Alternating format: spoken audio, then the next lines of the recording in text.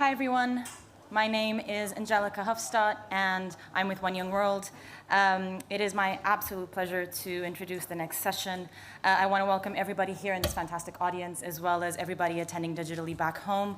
Behind me you'll find the Slido code, so please feel free to drop in any questions you may have during the session or reply to any live polls that we may have during the session as well.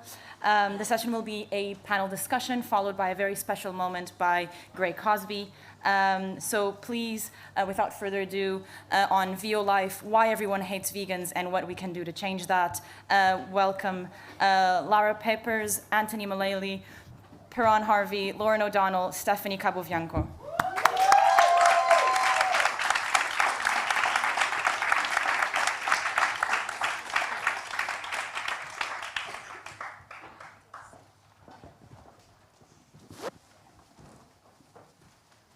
Hello everyone, is it working? Yes. So wonderful to see you all here with such high numbers.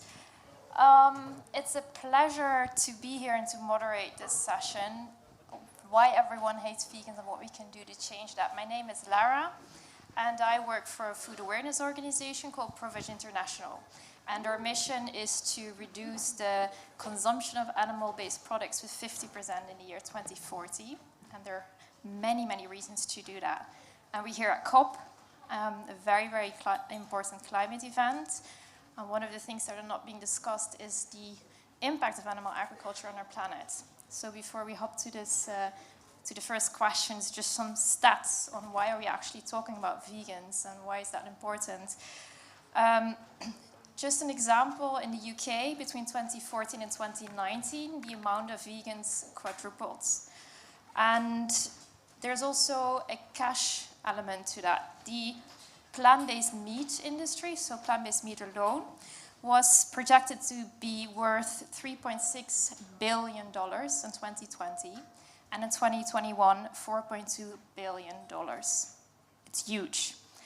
Well, why are people eating more plant-based products? It could be for animal welfare, it could be for taste, it could be for your health, but one of the main reasons is also for the environment. Just to give you some simple facts that I think no one is addressing at COP yet. 20% of the global emissions are caused by animal agriculture. And if you switch to a more plant-based diet, you can reduce your your food-related emissions with 50%. So, why are we then talking about vegans and what we can do to change that? Or why everyone hates vegans and what we can do to change that? I think these numbers show the importance of making being vegan more accessible or promoting a reduction diet in a way that people find it more accessible. And before I keep on blabbering on, we're going to go to the first question and everyone will introduce themselves. The first question is, what does activism actually mean to you? And we're going to start with Baron. Cool. That was a bit louder than I expected. So I am from Upfield. We're the world's largest plant-based foods company with a lot of global brands, including Violife, who's sponsoring this event, and also brands like sort of Flora, Blue Band, Proactive, and Basel. So representing a corporate, activism is not necessarily the kind of thing that you would tie along with a corporate, but to me, what we can do as activists is use our connection with consumers to sort of encourage a plant-based diet and a plant-based shift. And to me, the metric of success for activism is whether we're successful in encouraging consumers to take on more sustainable dietary choices. So I think that's what we can do as a corporate. And would you yourself describe yourself as an activist, as a plant-based activist? I think there's a bit of there's a sort of divide between myself as a person and myself as a representative of my company. And I think that what we do can have success in turning people plant-based, and I think that is therefore activism. And then personally, I'm very committed to our products and the diets that we propose. I'm a vegan myself, so yes. Thank you. And then we have Lauren. What does activism mean to you? Hi everyone, so I'm Lauren, I'm the founder of Oatsu. And we help make mornings easier through our plant-based overnight oat breakfasts that we deliver across the UK.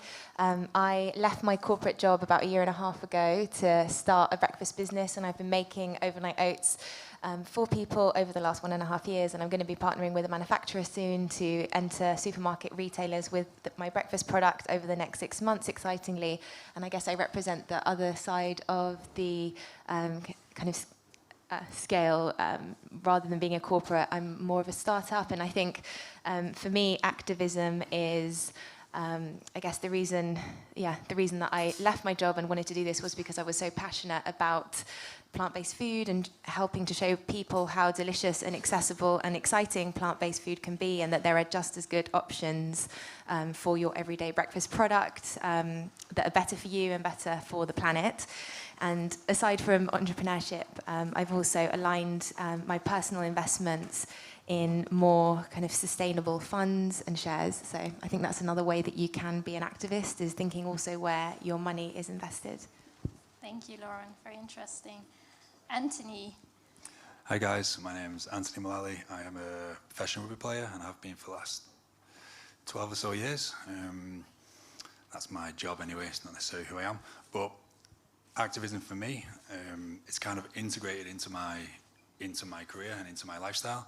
I think you made a good point about, well, you said activism, as long as it's kind of promoting veganism, it doesn't necessarily have to be, I think when we think of activism, we think of extremism a little bit. So for me, it can be any small thing. So activism for me is just performing on the field as a rugby player. 'Cause in that, I'm hopefully breaking down perceptions and stigmas in the process. And so I've played the game, say I've scored the try, which doesn't happen a lot in my position.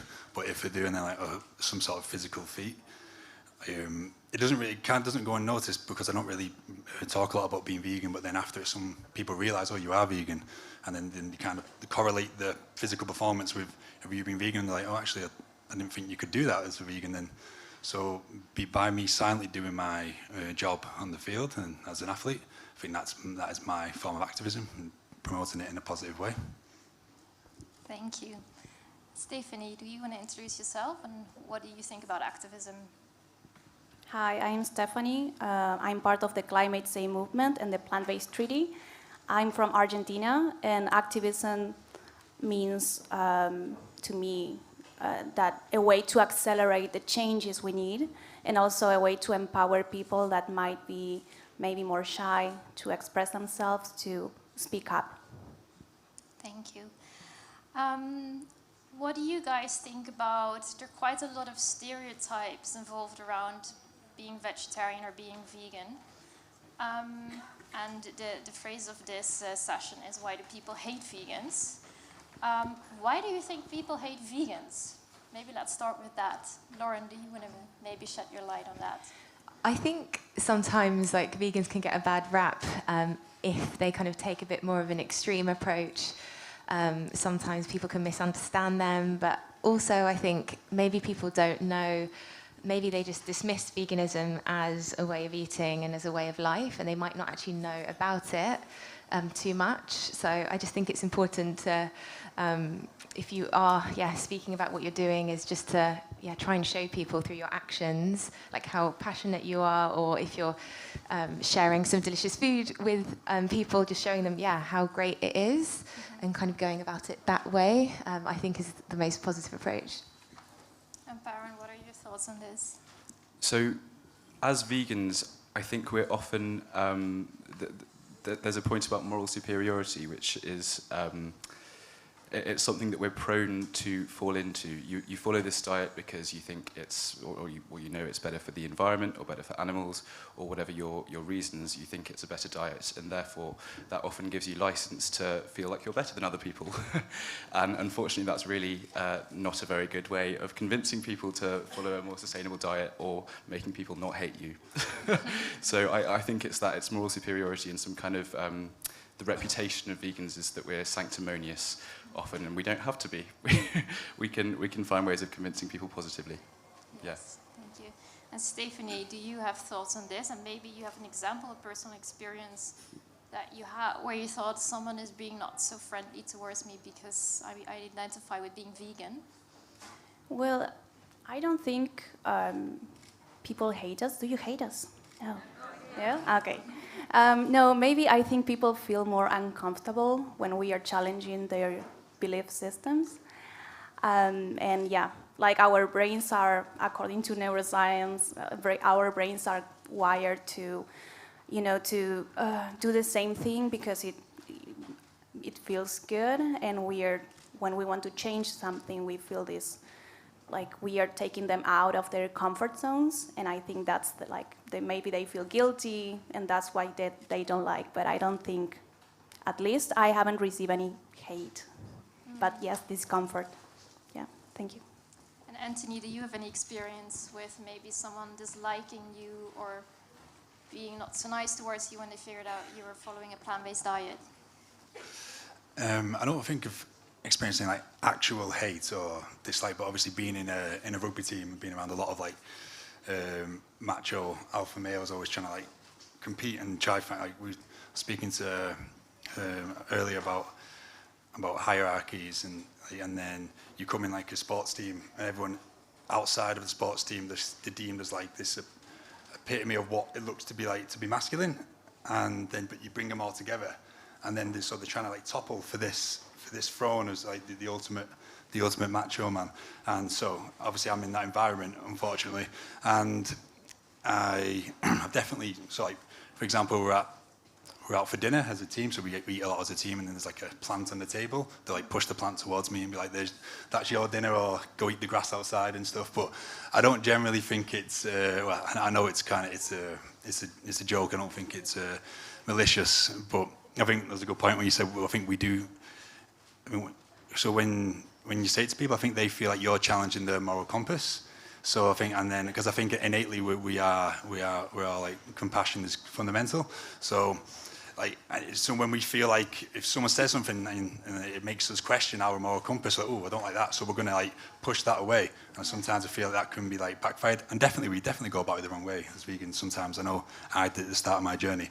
So so to answer your question, more banter than actual hate, but there's definitely a lot of like stuff going on. That actually, is a good bridge towards the next question, because when you advocate towards a more plant-based diet, there's a couple of things that probably work better when you say them, and a couple of things that when you mention them are probably not the most effective thing to say. Do you have an example of something you've once said that, looking back, you thought that was actually not a good idea to do it in that way? I should have said that in a different way, or maybe I shouldn't have said anything at all. Lauren, do you maybe have an example of that, or something comes to mind? I tend not to try and like impose my views too much kind of on people. And yeah, a lot of my friends like aren't plant-based, aren't vegan, and similarly we do go out for dinner.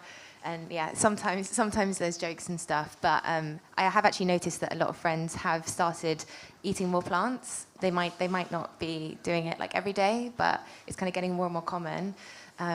And yeah, so I'd say, in answer to your question, there haven't been any examples where I kind of thought that, but as I mentioned, I just try and show people. I like to cook, and like if I have pre-COVID like birthday parties or whatever, I just like make a bunch of plant-based food that tasted really great, and introduced some people who might have been naysayers before that. I see Anthony looking like he has an example, or is that maybe? Oh, you're struggling No. Yeah, I feel like, I don't know how many people are plant-based in the room or vegan, and at the start you have this like crushing desire to like spread the word. You're like, right, this is happening, this animal feed, it's taking this much from the rainforest, etc. We know what we're reading all these facts, like someone you mentioned at the start. And like you want to just go out and tell the world, and like again that kind of way you come at people, it pushes them away. So like my rugby player mates would say, it makes them want to eat more meat by me coming to that. So they like want to spite me and go eat more meat. So it's counterproductive. So I found out, eventually teammates would come to me one by one and ask me questions here or there, and I found it's a much better way to meeting with compassion. And let them come to you, and then you just, well, if you just read this article, this will show you that, and you can do it quite gently, and it's the best way to do it instead of like forcing your opinion onto someone else, because it seems to never work. Does someone hold a different view on that? I think there are often ways where we don't have to force our view, but there's a way in which we should be saying our view. So at Upfield, we definitely find that data works. We do a lot of sort of very comprehensive life cycle assessment studies on the full environmental impact of our products. So we know that sort of telling people about the lower environmental impacts with actual numbers versus the dairy counterparts to our products does work. And that's not at all the same as shoving things down people's faces, but there's saying, you know, here's the impact of your diet now, here's what it could be. So I think you can use those figures productively, yeah. And Stephanie, for how long have you been following a plant-based diet? Since 2010, I was vegetarian because I've been living in Brazil for a while, and all of my friends were vegans and vegetarians as well. And when I came back to Argentina, that was very hard. At those times, we didn't have like many options as we have right now, as many options as we have. So then I became vegan in 2019, and it was great, and I became an activist. I'm coming more from an environmental field and mixing these two things, you know, the environmental activist with the animal rights activist feels like part of the same, because it is. And yeah, I'm trying to raise awareness about that with all of my colleagues. Yeah, that's quite a journey.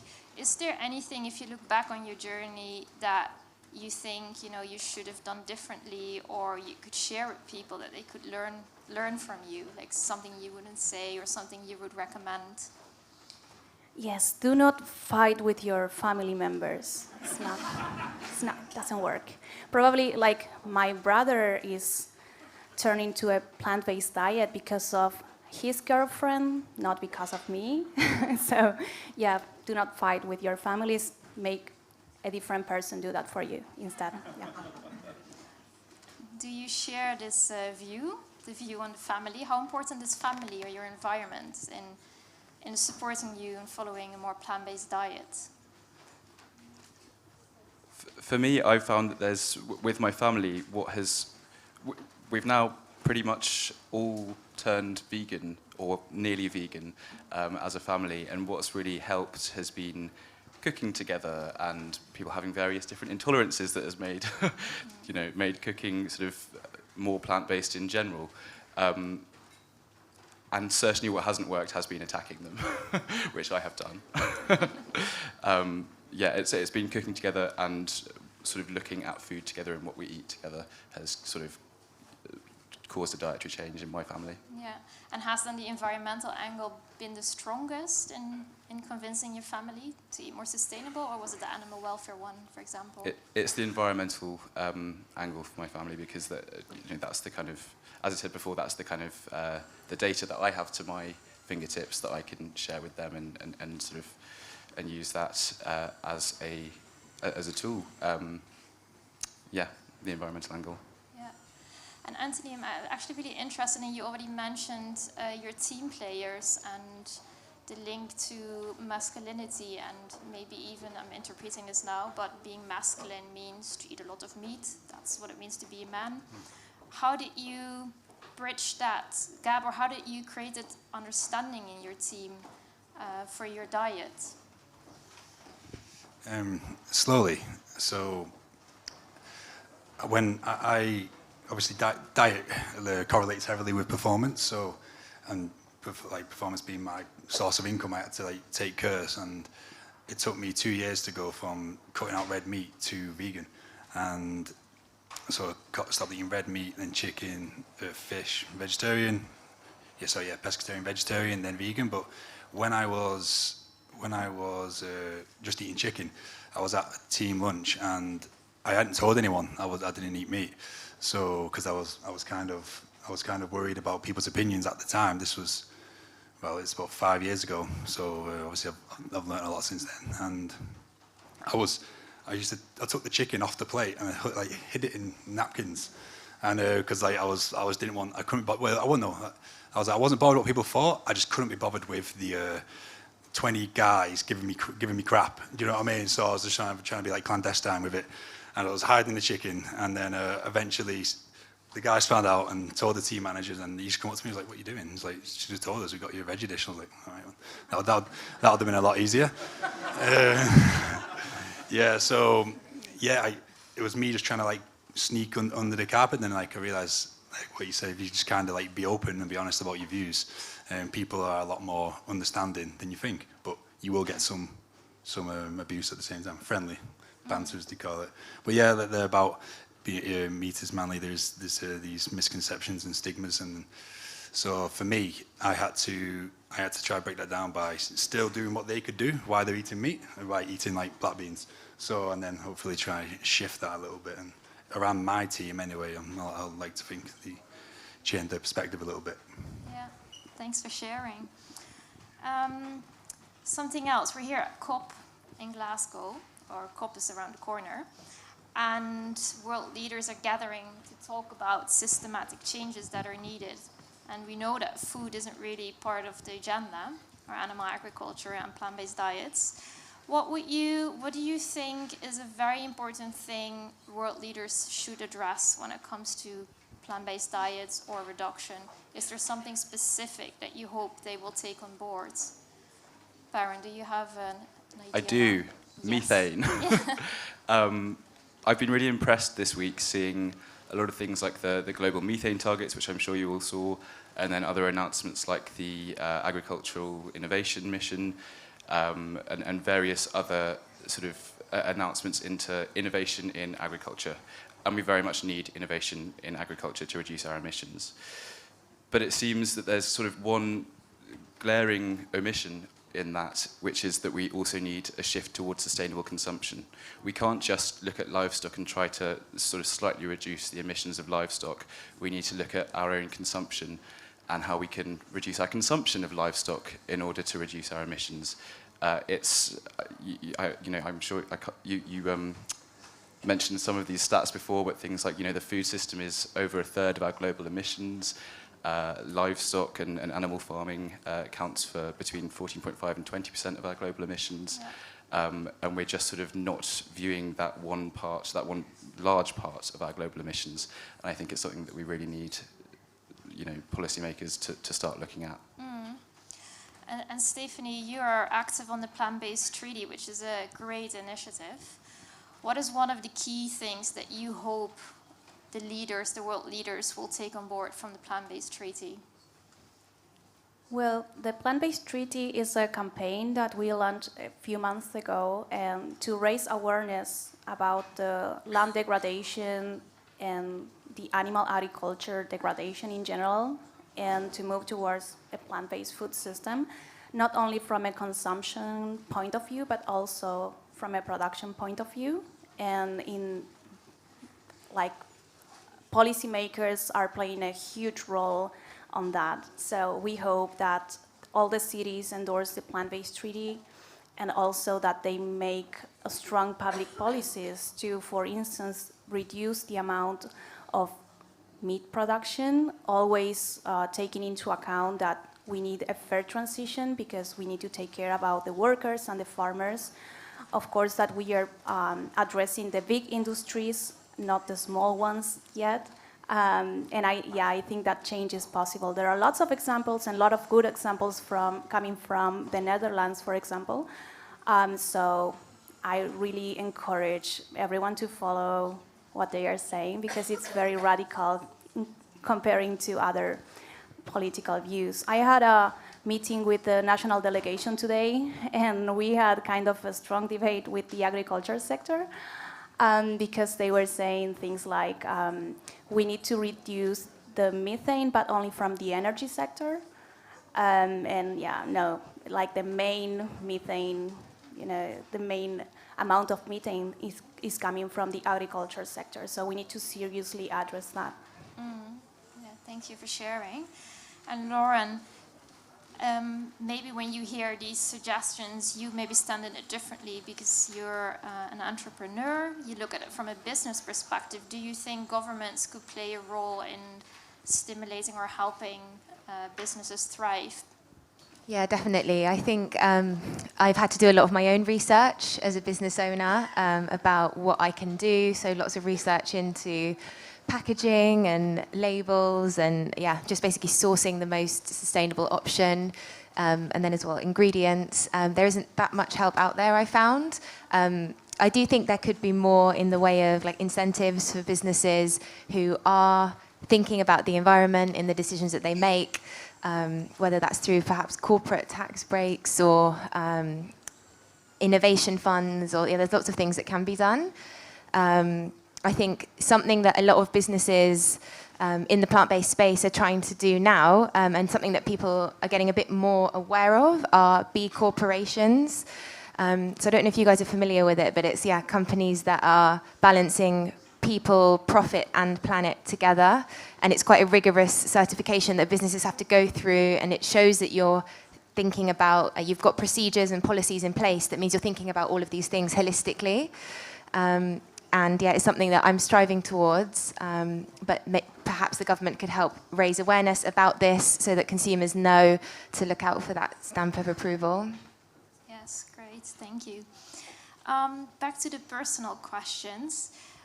What do you think, I'm going to raise one of the arguments I think when you eat a more plant-based diet, you're going to hear people say. One of them is, what you addressed already in a way, is your moral authority over other people. So vegans or following a more plant-based diet, when you do that, you probably are going to tell everyone, you know, how to live their life, and you need to be perfect all the time. And I think probably you're all not perfect.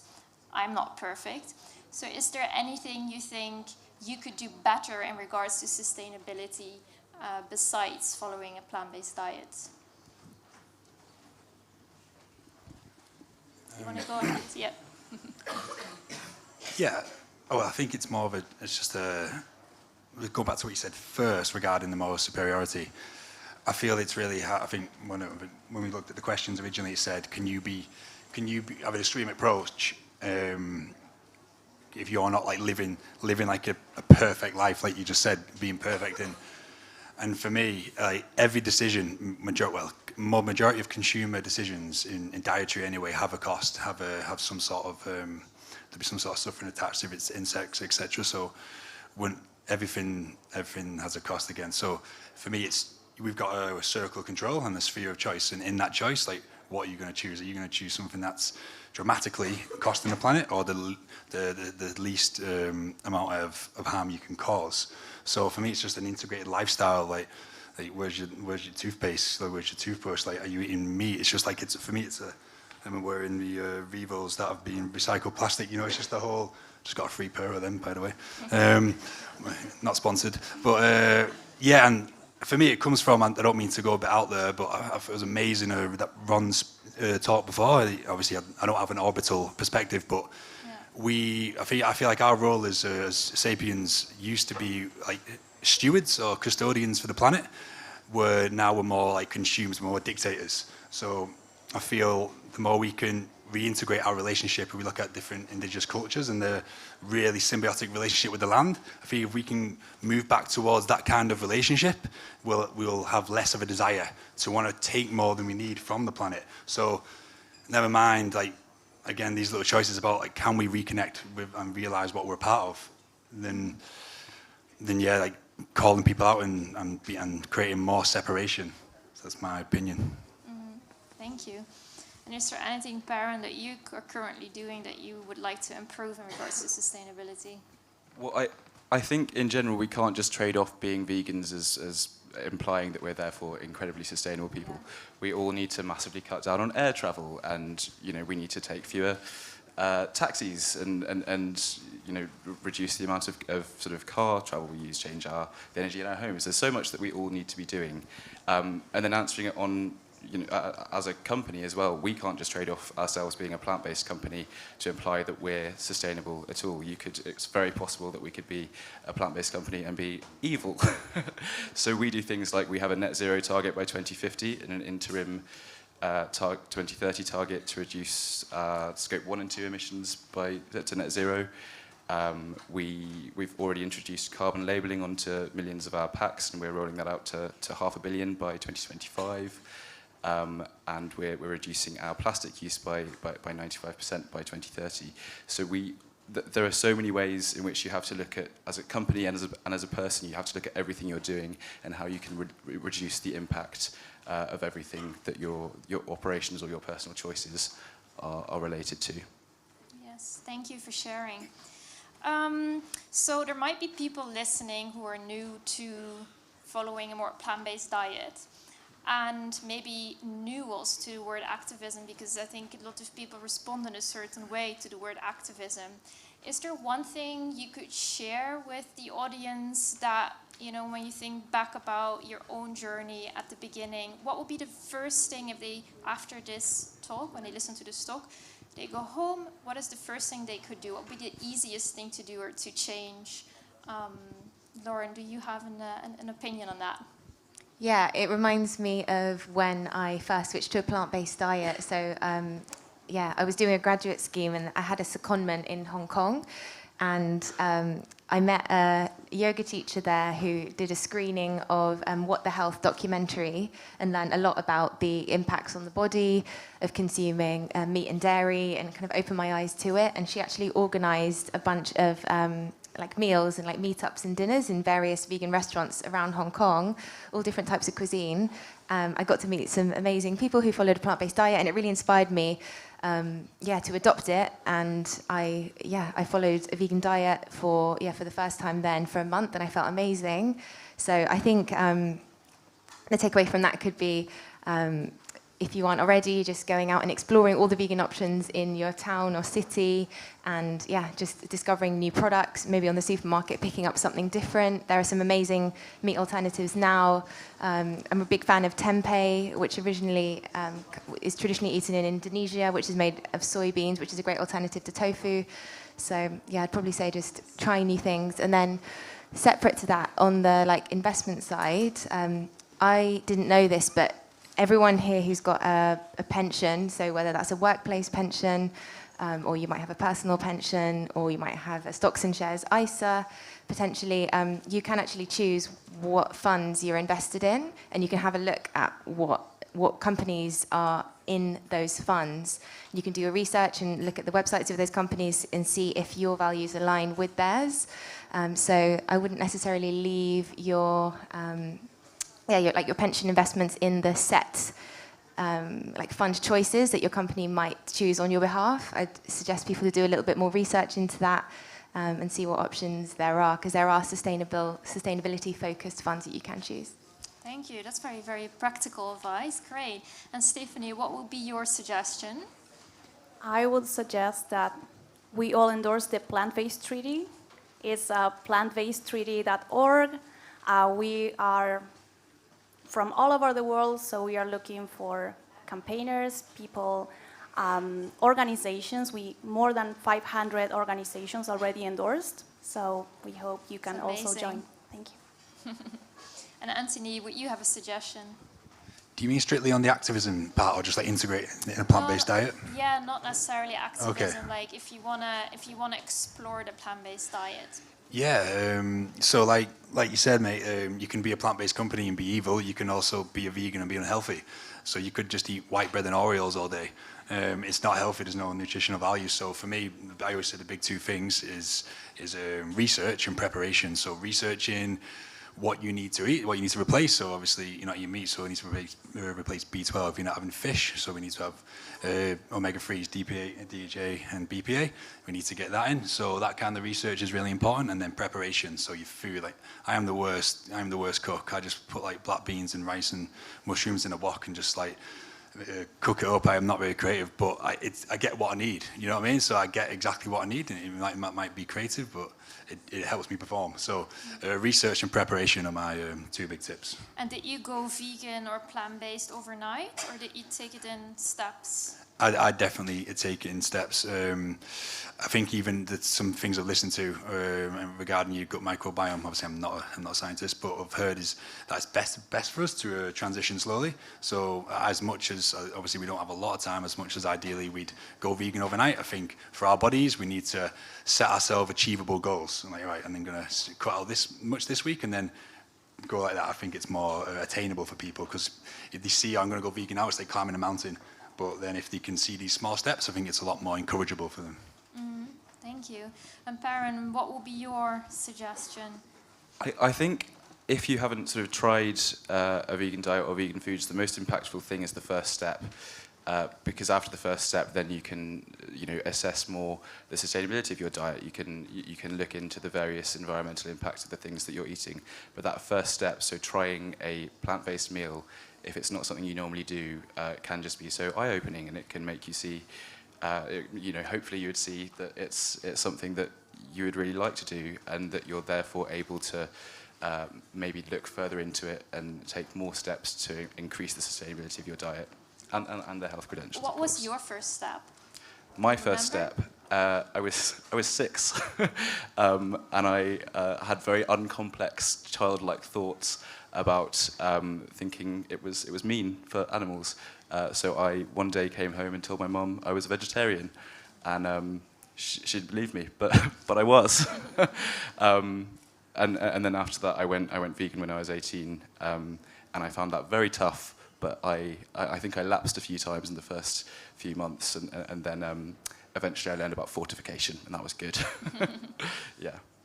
And Lauren, do you remember your first step that you took towards a plant-based diet? Was that replacing dairy, or was it meat or fish? Yeah, so I mentioned it was when I moved out to Hong Kong that I kind of went quite hard and fast on the whole month, just enjoying a vegan diet completely. And that was the first time I kind of taken it really seriously. And I felt like I had a lot more energy and like genuinely just felt way better after that. But I think before that, a few years before that, I just got a bit more into cooking and eating healthily and after university. So uni was just like 3 years of, too much drinking, definitely, and not eating so great. But it was after that when I moved back home, started working, kind of got a bit more serious, that I started experimenting a bit more in the kitchen and incorporating more plants into my diet. And do you have a similar experience, Stephanie?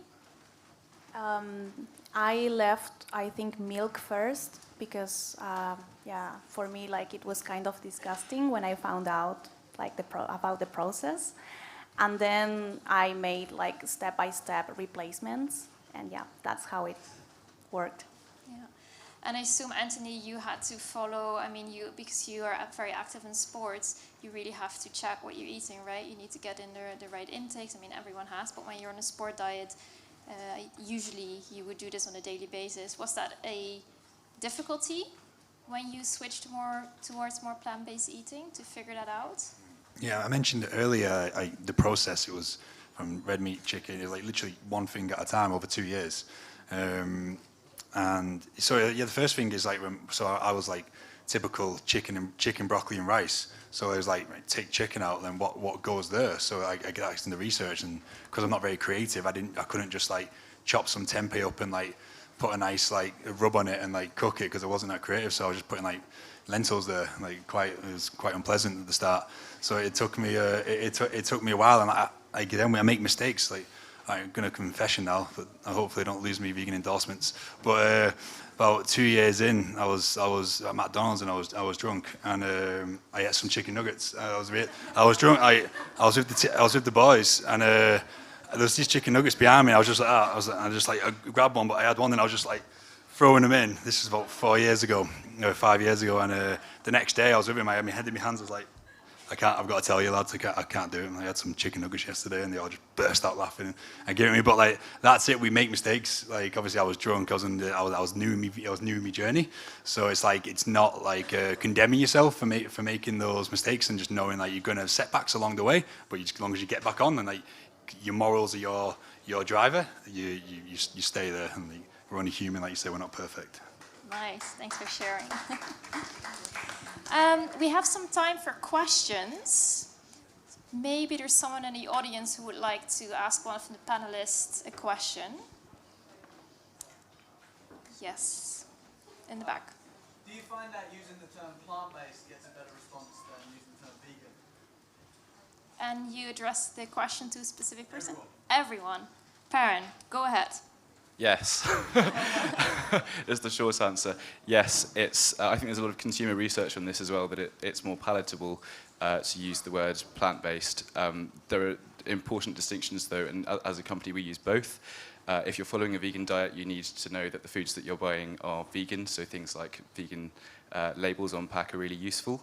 But if you're looking at maybe an audience who doesn't tend to follow a vegan diet, then the word plant-based is a really good way of sort of signposting that something is, has that portfolio, but makes it less exclusive and less sort of, unobtainable. Yeah. And Lauren, what is your experience? Yes, very similar. So we do have to state, like, suitable for vegans on the back of pack. But on the front, I decided to use plant-based just because it is more inclusive. And I think if people do see the word vegan, they might think, oh, maybe I have to be vegan to enjoy this, rather than it being like suitable for everyone. So I think plant-based is definitely less divisive, more inclusive. Yeah, I agree. I believe it's definitely more inclusive. But it's, for me, I find myself wanting to say it in social situations to like avoid certain backlash. But this is something I need to work on. Like, right. You're not gonna cop out and say it just to avoid confrontation. But again, you don't want to throw in people's face. But yeah, it's definitely easier to say plant-based because the conversation can move on. But if you're vegan, it's like, oh wait, like a little things. But for me, it comes back to just your ethics. Like plant-based doesn't. I'm not really sure the distinction. But for me, I don't consume animal products and anything that come from it that belongs to an animal. But I still identify as plant-based sometimes. I mean, it depends on the day. So, yeah. Yes, and for me, it's also a yes, because food is in our everyday life, and I think it's the first step to start being vegan through the food, and then we can start thinking of the other ways of animal exploitation. So yeah, I think it's a very good way, even more when you're with environmentalists that are not considering yet animal rights. Thank you. I see a question there. Okay, so I'm not vegan or vegetarian, sorry. That's okay. But I do eat vegan and vegetarian food. And I don't hate vegan people, so about the topic. So regarding my concept, I think what really I don't like is just when we go to an event like the One Young World, for example, the summit in 2019, when we have 2,000 people coming from over 193 countries and convincing them to eat just vegetarian food, I think that is not the right approach to convince people. I think even for data, because I have done a research when I was doing my master at Strathclyde University, and also another research with Stanford, collaboration with Stanford University. So regarding smart farms, so I think I've seen also some of the arguments that has been mentioned early on was like it takes more than 2,400 gallons of water to produce 1 pound of meat, and also only 25 gallons of water that's required to grow 1 pound of wheat, for example. But for me, but also for vegan or vegetarian food, for example, in China, who rely like 80% of their diet's on rice, and rice is consuming, I think, gazillion amount of water, and this is so changing diet of nation like Chinese could be ridiculously hard. So I'm just wondering how we could get approach to make a balance, because still we need these species to exist, and as long as they're existing, so how we could make that balance in a planet here.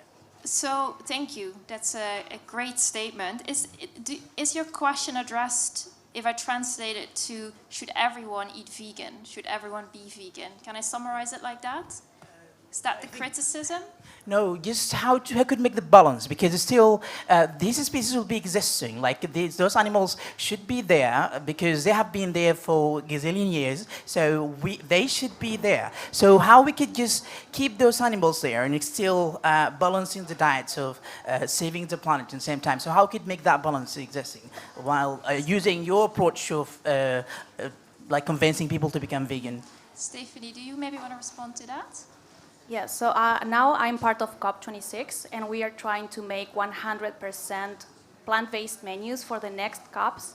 And I think it's not a big effort, like for 2 weeks, to eat vegan food or plant-based food, because everyone actually is like the most inclusive way to, make it happen and for everyone.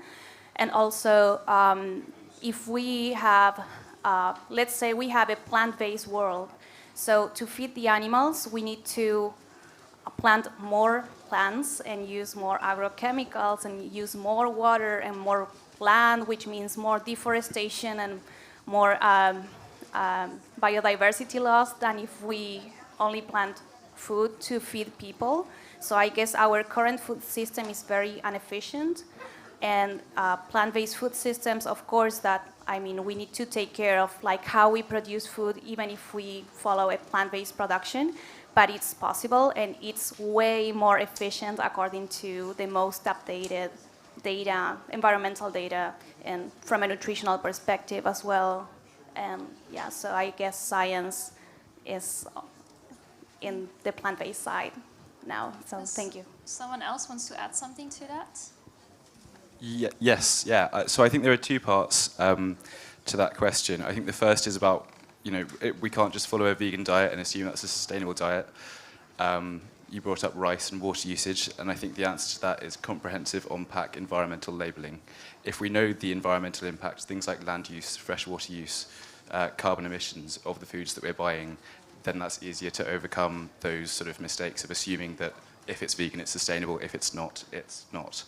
And then the other part was about whether we need to reduce all animal agriculture to zero. And with that, so we would argue for a predominantly plant-based food system, but it doesn't have to be a completely plant-based food system. There's a lot of merit in the idea that a sort of regenerative agriculture system whereby you have grazing animals, improving soil health is useful. However, my problem with that debate is that it so often gets used to prop up a view that we therefore need to continue consuming a load of meat and dairy. A proper regenerative agriculture system would be a far reduced amount of animals grazing the land, and so we can still support those views while having a massive reduction in meat and dairy intake. I think, Anthony, you wanted to say something too, or was it in line with what Perrin was saying? I'm not sure how relevant it'll be, but that was a great example regarding the rice and the labels. But so people will always give meat's doing that, but then this does this. So it's you don't have to do both. You know what I mean? So they'll try to give you a counter argument for something that's detrimental in the plant-based diet, whilst doing all of it. So like I said before, we're just trying to choose our path of least harm. Like I said, there's always a cost, mate, exactly. And I agree with the regenerative farming. I feel if it is going to happen, people say to me, I only eat grass-fed beef, and I ask them where, and they say, it might have said it in Sainsbury's. I'm like, well, it's not, is it? Unless you're going to the farm and seeing it yourself, it's not happening. There's that cost between buying it in the store and what happened. There's that massive gap in between, and that's because we're so disconnected from that's part of the issue. So I think it's more the information side. Thanks for sharing. Are there any other questions? I think there was, yes, on the right. We're sort of getting onto this point, but I'm curious what you would say to a family whose livelihood is dependent on, say, dairy farming, or I'm just curious from, I agree there's a transition and there's a, cost to the transition, but I'd be curious to know what you would personally say to them about their livelihood and how it should change. Thank you. Good question. Who would like to respond to that? Yeah, go ahead. So we have lots of small farmers in, like, not only in Argentina but in many parts of the world. But I talk with many of them, and I think they support the idea of the transition, but they would like to get like help in doing that. And there were many proposals like that I've heard in COP from different organizations, like putting a tax to the meat, like accounting the pollution and all the resources the meat industry is taking could help the small farmers to make the transition. So I think that solutions like that could help, but again, it's not about the small farmers right now. It's about like the big industries first that should set an example and start this transition.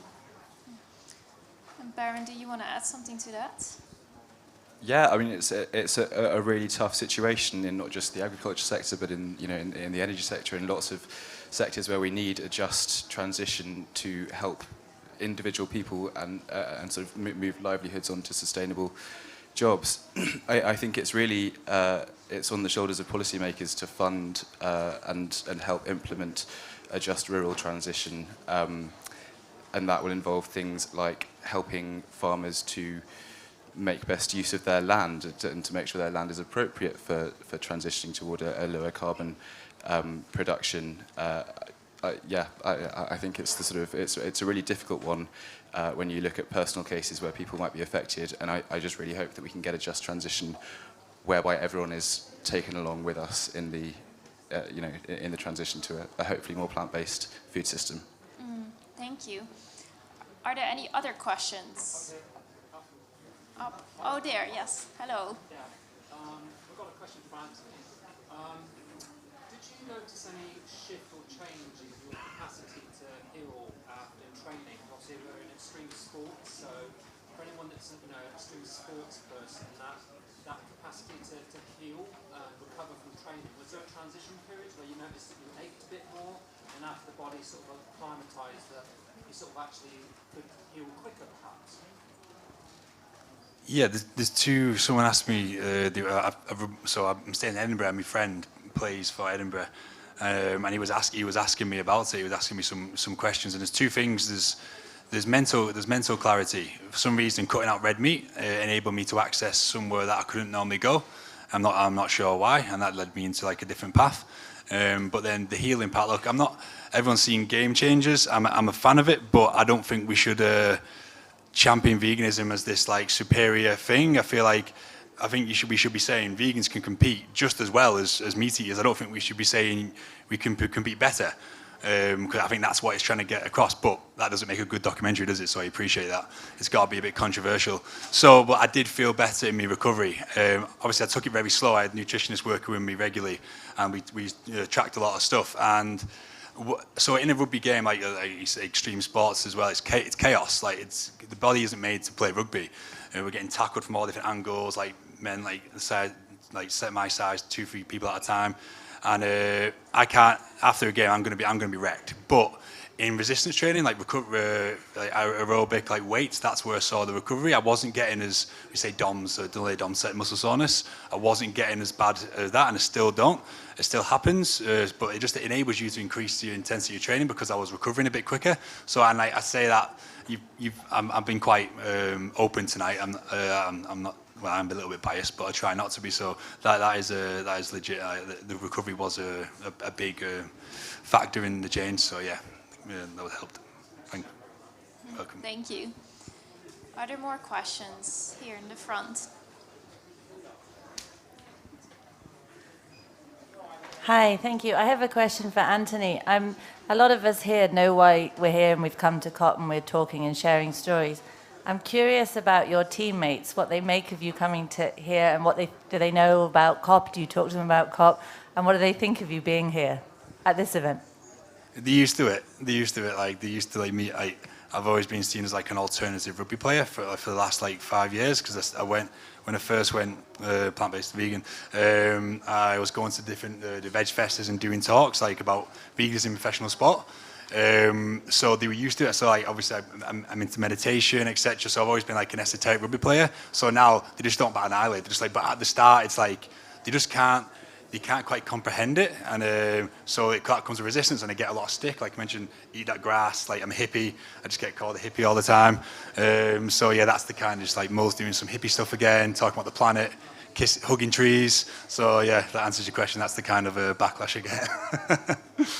Thank you. I think there was one more question here. Yes. I've got some questions here from the digital audience that's tuning in to the session. And one of the questions we've got is how expensive it is to go fully vegan, whether you found your expenses increased as you went vegan, and how can we compete against cheap meat and processed food? It wasn't addressed to specific panelists, right? Who wants to, you maybe want to? I think like if you're predominantly eating like whole foods, I think it really can be cheap and really affordable. It might take a little bit more time to prepare them, but if you're just like chopping up a bunch of vegetables, I similarly eat a lot of lentils. I try not to eat a bunch of like processed meat alternatives that have come out. I don't know how you guys feel about them, but there tends to be a lot of ingredients in them, and they aren't actually as whole food and as natural as the real vegetables that we're blessed to have and that are so delicious. So I think there are definitely very affordable like canned pulses, beans, chickpeas and vegetables. So yeah, definitely doesn't have to be expensive if you steer away from some of those more premium specifically made products. You want to respond? Yeah, I'll jump in too. So with our products themselves, we make plant-based alternatives to dairy that tend to be on an equal or better price basis than the dairy counterparts, and that just comes with time, basically. So a lot of the newer plant-based products are still priced higher because it's it takes a while to scale and reduce costs and get cost savings. But then on a broader level, the other issue is that in many markets, agricultural subsidies prop up the least sustainable industries instead of using agricultural subsidies to make more sustainable products and more sustainable diets more easier to consume, and also to incentivize farmers to produce those kinds of things. So that's the issue that we need to tackle, that will further down the road make the price point, it will solve that. Yeah. Yeah, I see Stephanie nodding. Do you want to add something to that, maybe? I completely agree. Like, if you eat healthy, it's going to be cheaper, as in any type of nutrition. And if you go for, the more processed food, the price is going to increase. So yeah, but eat like lentils, legumes, cereals, vegetables, and fruits are way more cheaper than meat. So yeah. Yes, thank you. And of course, divesting away from animal agriculture would be a way to create price parity, but that's a whole another debate, I think. Is there another question? There are a few more from the online audience. Yes, go ahead. We have a couple of minutes. Yeah, we can maybe take one more. We've got one here which asks if there are any new vegan products that are less known but will likely grow fast, / what's next for the vegan market? What's next for the vegan market? Maybe Baron, you want to shed your light on that? I would say go to your local supermarket and look at the vegan cheese aisle and search out the Violife ones. Yes, I am doing an advert here. There are loads and loads of different Violife sort of options. There are options to various different types of cheese, and they're coming out all the time, and they're brilliant. So yes, I'm sorry I used that as an advert. Do you want to comment on that, Lauren? Yeah, sure. So I recently went to the Plantbased Expo, which is like a food show, trade show, and it's such an exciting place. There are so many new and upcoming brands showcasing their latest products, and there were predominantly actually, there was a lot of meat alternatives, companies like this. There were lots of like bacon alternatives, kind of burgers made in various ways, a lot of which you can already buy in the supermarket. So I think a lot of those new products are coming. I've mentioned tempeh as well, which is made from soya beans, which is great. But yeah, I think meat alternatives. There was also some like seafood alternatives, like tuna made made kind of through chickpeas, I think. And then, yeah, I see like a big rise in plant-based milks as well. As you can see, like there's now such big sections dedicated to that in the supermarkets. And I tried a potato milk at the expo, which was actually better than I thought. Like, pretty good, pretty creamy. So, yeah, kind of watch out. Thank you. We have time for one more question. Up here. Up there, yes. I want to ask you a question. If you had a chance to move to the countryside, grow your own food, and live in a different kind of lifestyle and mindset, to really be an example, would you do that? I mean, there's a lot of movement of young people in the US moving from the rat race in major cities and buying land inside. And since COVID, a lot of young people have moved to the country to do that, to live in a self-contained way. Would you consider doing that? So who from this panel would like to move to the countryside? Yes. Grow your own food, generate your own power, recycle everything. Well, I've moved to the coast in Cornwall, so I can surf every day. Well, swell depending. So yeah, definitely. I don't feel like you see it now. It's a bit of not a craze, but it's a good craze. A lot of urban farmers, like you really using the space really well, and they really champion how you can like create a lot of produce in not a lot of space. So yeah, that's the dream, isn't it? Obviously, land's expensive, but I'd absolutely love to do that. And like you say, like hydroponics, etc., just completely self-sustainable. I feel that's a common. I know a lot of people who want to move into like everyone wants to move into like a commune at the minute, like a Wild Country vibe from Netflix, but maybe not quite like that. But yeah, it's definitely something I'd like to do for sure. And Baron doesn't want to move to the countryside. Was it that obvious? Yeah. I think there's a lot of value in promoting urban sustainability as well. I think it's really great that there's a move for people to move to the countryside and become self-sufficient, but we can also live in cities and support sustainable supply chains. So no, I don't. Thank you. That's a nice note to end on, I think. Thank you so much for being here, and thank you to our panelists.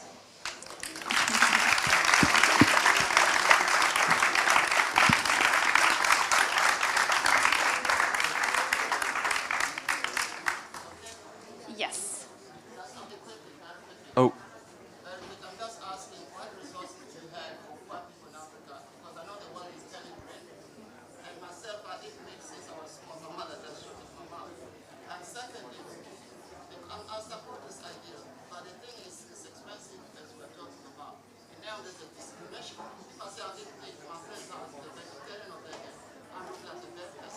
So the question is, I'm going to rephrase the question because we have another short thing happening. So the question is, your question is directed at feeding the poor people. Resources. Yeah. Does anyone want to quickly answer that or give feedback on that question? Maybe just an example. So in Buenos Aires, we are building agroecological, agroecological farms, small ones, for people that don't have what to eat. And that's really good because they can learn about nutrition and they can grow their own food and also sell it. So I think that's a good example on how that could work. We're going to take this question to after the session. Thank you, because Gray is going to come on stage and give a lovely poem. Thank you. Welcome, Gray.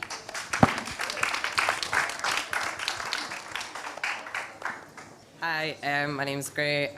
It's really awesome to be here and to get to finish off this fab discussion. I'm a poet, so I'm going to do a poem, no surprises. It's called This Poem is Vegan. This poem is vegan, which means this poem does not eat eggs, dairy, seafood, or meat. Instead, this poem's diet consists of veggies, fruits, pulses, and nuts, but in real life, that means burgers, curries, ice cream, and donuts. This poem doesn't often eat salad. This poem is vegan, and that actually takes quite a lot to say. Since this poem knows admitting it could mean lengthy explanations and confrontations, and this poem has never really had high enough self-esteem to be good at defending itself. But no, this poem does not have a B12 deficiency. No, this poem does not think his diet is radical or limited. This poem thinks it's more extreme to eat corpses. And of course, this poem knows that bacon is delicious, but thinks there's too much cruelty in the world as is. This poem does not want his breakfast to contribute to it. And this poem wants everyone. That barista in Costa, the postman, and well-meaning Auntie Jean to know plants provide protein. They're packed with building block amino acids like oats and wheat have histidine, kiwis and apples isoleucine, sprouted grains contain threonine, of tryptophan, there's all bran brown bread and leafy greens, seeds and almonds have phenylalanine, whole grain rice and dates contain leucine, potatoes and peas are packed with methionine, with valine and lysine, there's cashews and legumes, not to mention plant-based complete proteins like quinoa, tofu, buckwheat and kidney beans. So thank you for your concern, Auntie Jean. But yes, this poem gets enough protein.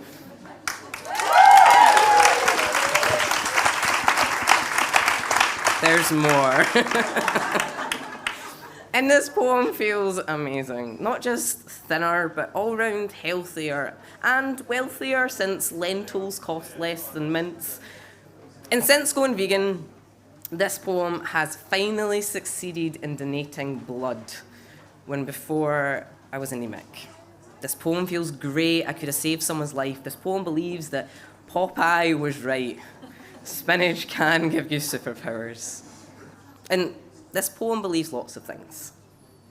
This poem believes that whether or not it's in our nature to eat meat, we are still naturally compassionate creatures. This poem believes we're too disconnected from the food we eat and the pain it's felt. This poem believes that as humans, we have to stop assuming we own the rights to animals' bodies to use and discard as we please. This poem believes we have a lot to learn about consent. So, of course, this poem wants to change what you put in your mouth. Because this poem wants to make your digestive system happy. This poem wants to give you vegan bums so you can know the joys of pooping 5 times daily. This poem wants to save the environment, even if it's just one spoonful at a time. This poem wants to redefine what we think of as food. This poem wants no one to be hungry. This poem wants to use less space growing grain for cattle and more for people. This poem wants billions of animals a year to keep their life. This poem wants to stop digging our planet's grave with our forks and knives. And this poem knows it's unlikely it will change anything. This poem knows it's already threatening your identity. This poem knows your granddad was a butcher. This poem knows it goes against your culture. This poem knows that no one does what they do because they think it's the wrong thing. This poem is just grateful you listened, because your diet is yours and going vegan is no small feat. This poem just hopes that you know that there's so much power you exercise daily in what you choose to eat. Thank you. Thank you.